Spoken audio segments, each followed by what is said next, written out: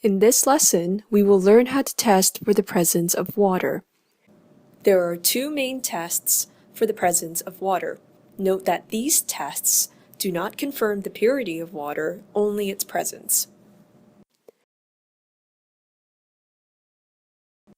The first test involves the usage of anhydrous copper 2 sulfate, which is an off-white solid.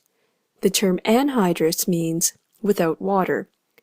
In the presence of water, anhydrous copper 2 sulfate becomes hydrated copper 2 sulfate, which is bright blue. The term hydrated means with water.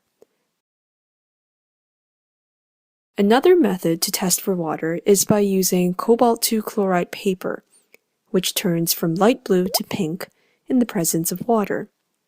The same concept seen in the copper 2 sulfate test applies to the cobalt 2 chloride test.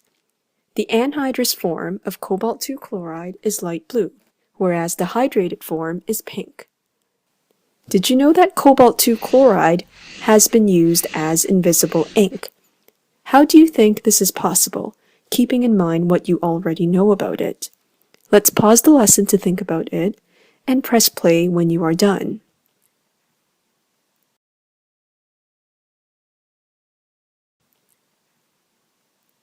A dilute aqueous solution of cobalt 2 chloride would be very light pink. When written on paper, it will not show, hence the writing is invisible. Heating the paper will dehydrate the cobalt 2 chloride, turning it blue. This has been used throughout history to relay secret messages. In summary, anhydrous copper 2 sulfate and cobalt 2 chloride can be used to detect the presence of water. The color changes observed are off-white to bright blue for copper 2 sulfate and light blue to pink for cobalt 2 chloride.